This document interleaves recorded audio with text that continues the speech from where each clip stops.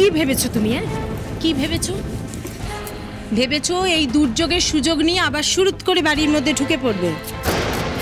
সেটা হচ্ছে না। কিন্তু তুমি এখন বেরিয়ে যাবে এখান থেকে, একদম বাড়ির বাইরে, আর ত্রিসীমানায় যেন কোনো দিন আমি তোমাকে দেখতে না পাই। কি ব্যাপার, দাঁড়িয়ে আছো কেন এরপরেও? এই চলো তো, তুমি চলো চলো, বুঝে গেছি যাবে না এমনি। এসো বলছি। হরিণ, এখানে কিন্তু একদম তুমি দাঁড়িয়ে থাকবে না। হ্যাঁ, এখানে দাঁড়িয়ে দাঁড়িয়ে পাড়ার লোকের মন গলানোর চেষ্টা করে কোনো লাভ নেই। তোমার মধ্যে যদি এতটুকুনি লজ্জা শরম অবশিষ্ট থাকে, তাহলে এ পাড়ায় তুমি আর কখনো ফিরবে না। ঠিক আছে, এবার যাও, বিদেয় হও তুমি। তোমার বড্ড লোভ, তাই না? বাবুর মাথায় হাত বুলিয়ে এ বাড়িতে রাজরানী হয়ে থাকবে বলে ঘরের বউ হয়ে ঢুকে পড়েছো। কিন্তু দেখো, তারপরেও কিন্তু তোমার স্বাদ মেটেনি। তুমি আমার দাদামণির সম্পত্তির দিকে নজর দিয়েছো, তাই না? কি লাভ হলো? তোমার শ্যামও গেল, কুলও গেল। দিদিভাই তোমাকে বিচ্ছিন্নভাবে ধাক্কা দিয়ে বার করে দিল। আর বাবু, আজকে আমি বাবুকে যা দেখেছি, ও তোমার মুখ আর কখনো দেখবে বলে তো আমার মনে হয় না। এবার তুমি তোমার মাকে নিয়ে যে চুলো ইচ্ছে যাও, দয়া করে যাও এবার।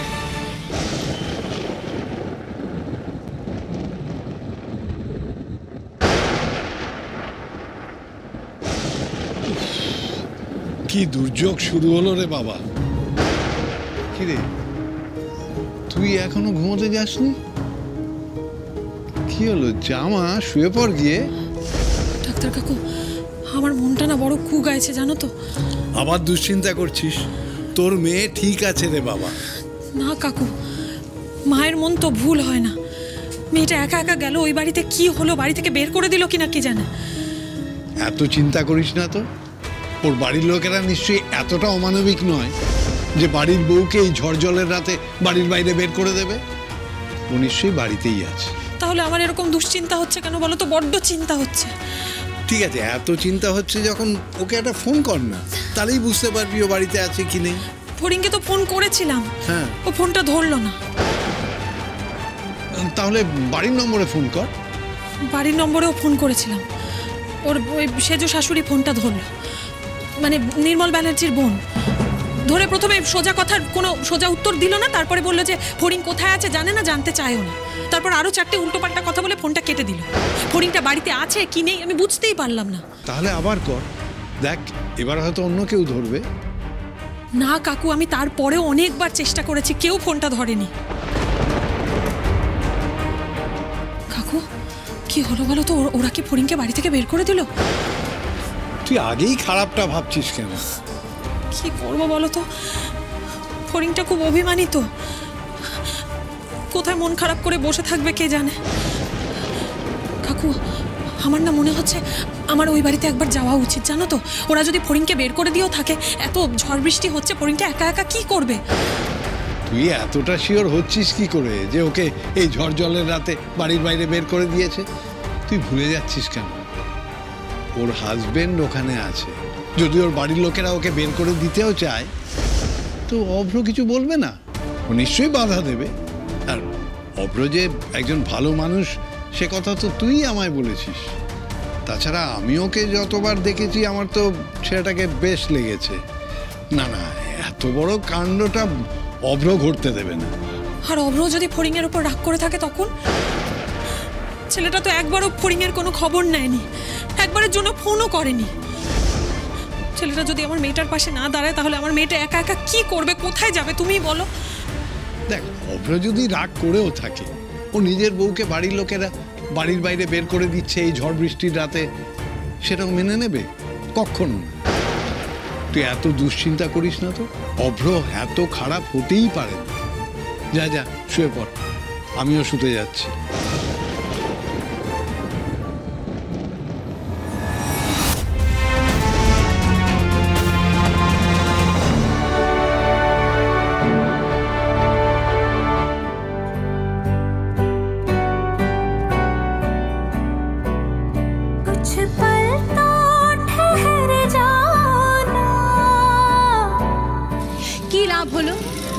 তোমার শ্যামও গেল, কুলও গেল, দিদি ভাই তোমাকে বিচ্ছিরি ভাবে ধাক্কা দিয়ে বার করে দিল।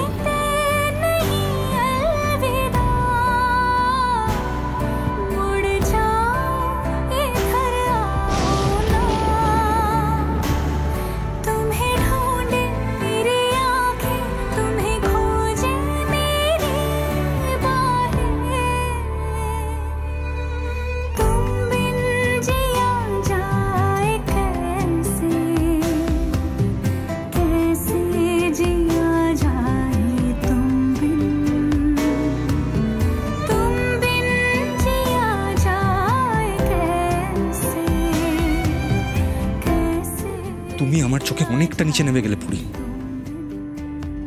তুমি এটা করে বুঝিয়ে দিলে ফড়িং তুমি আমাকে একটুও ভালোবাসো না।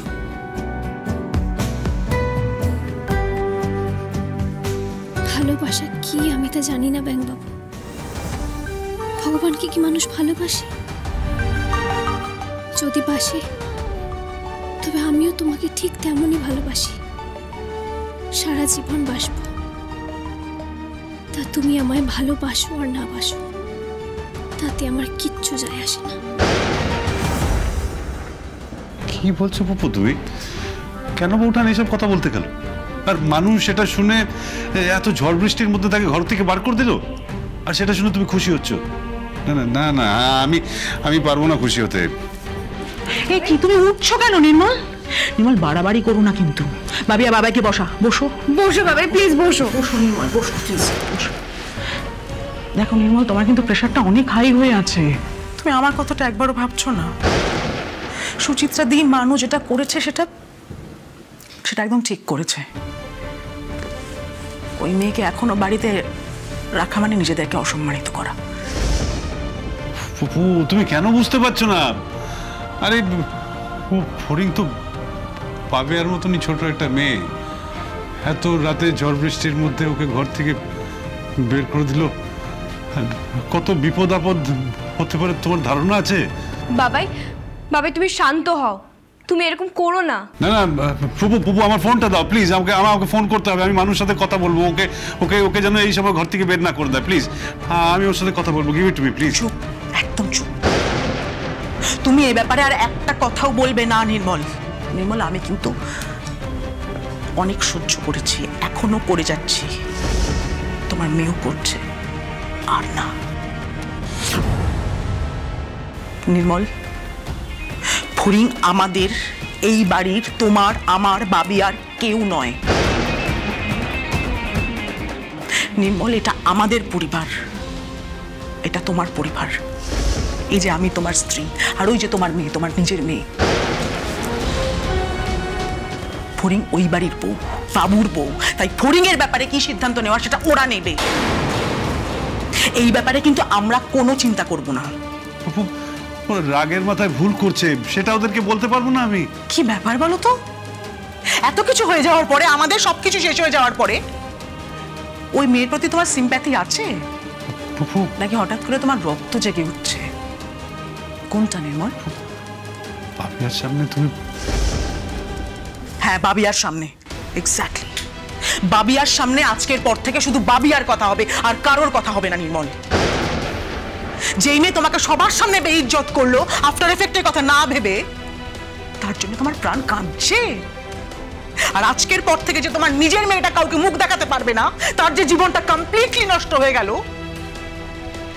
তুমি সেই কথা একবারও চিন্তা করছো না তো? করছি না আমি বাবু। তুমি এই কথাটা বলতে পারলে? আমি বাবিয়াকে ভালোবাসি না? জানি না, আমি জানি না। আজ এই মুহূর্ত থেকে না নির্মল, আমার সবটা ঘেটে গেছে, ঝাপসা লাগছে আমার সবকিছু। বেটা তোর মাকে বোঝা। বেটা শোন, আমি তোকে ভালোবাসি, আমি তোকে সত্যি ভালোবাসি। পৃথিবীর মধ্যে আমি তোকে সবচেয়ে ভালোবাসি, কিন্তু ওই ফড়িংও তো সেই ফড়িং। কি তোমার বাবাই? ও তোমার কে? তোমার মেয়ে।